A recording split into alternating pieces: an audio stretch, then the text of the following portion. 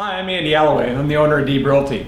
Today I wanted to talk about absorption rates. If you're not using absorption rates, they're a really important tool, I think, in order to get a accurate or a good look, a snapshot of what the market's doing, where it's going, and the health of the market in general.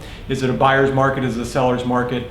It's a great tool to use on listings to kind of help sellers see and justify why maybe where their price needs to be at. Is it a little bit too high or too low? Sometimes having these types of numbers and statistics behind you can really help in getting that right price for the home. So I want to take a look at the first 6 months of this year, take a look at the absorption rates overall, and then we'll break it down into different price categories. So an absorption rate is calculated. In this case, we calculated the absorption rate on the first 6 months of the year. So it's currently at it shouldn't be percent, it should just be a figure, 4.5. And that is kind of a function of the amount of inventory currently on the market based on the number of closed transactions we had over the first 6 months. So that's how it's calculated. The number of closed transactions in the first 6 months, we divide that by 6 to come up with a monthly total, and we divide that into the current inventory. That gives us a number that says, based on our current inventory, if over the first 6 months we statistically have this number of homes sell, it'll take about 4.5 months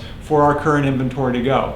Now, anything really below, between about about 5 or 6, we're looking at a neutral market. Below 5, you start getting into a buyer's market, which of course we've all seen quite a bit of that here recently. So we're at about 4.5%, definitely a buyer's market overall right now.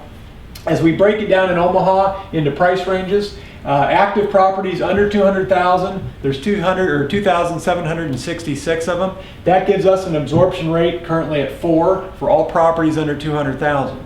Active properties between 200 and 300,000, there's 722 active properties currently in those price ranges. That also gives us an absorption rate of 4. So it's even lower than your overall, and so we can see that homes probably are selling much quicker in those price ranges as well.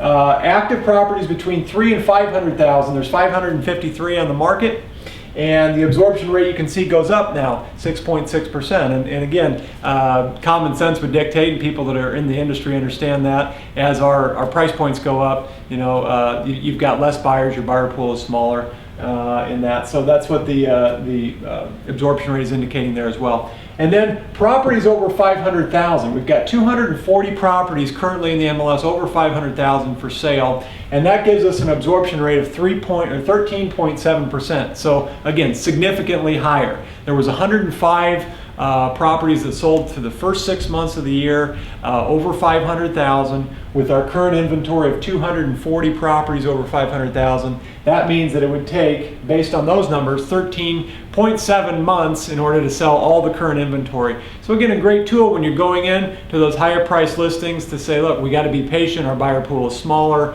we got to price it well for the amenities, just like you do in any other house. But it does give the seller some additional to think about in terms of where they're going to price the property. So I hope this was helpful today. If you want any more information about absorption rates or anything else about Deeb Realty, I'd be thrilled to talk to you. So just give me a call anytime. And thanks for watching today.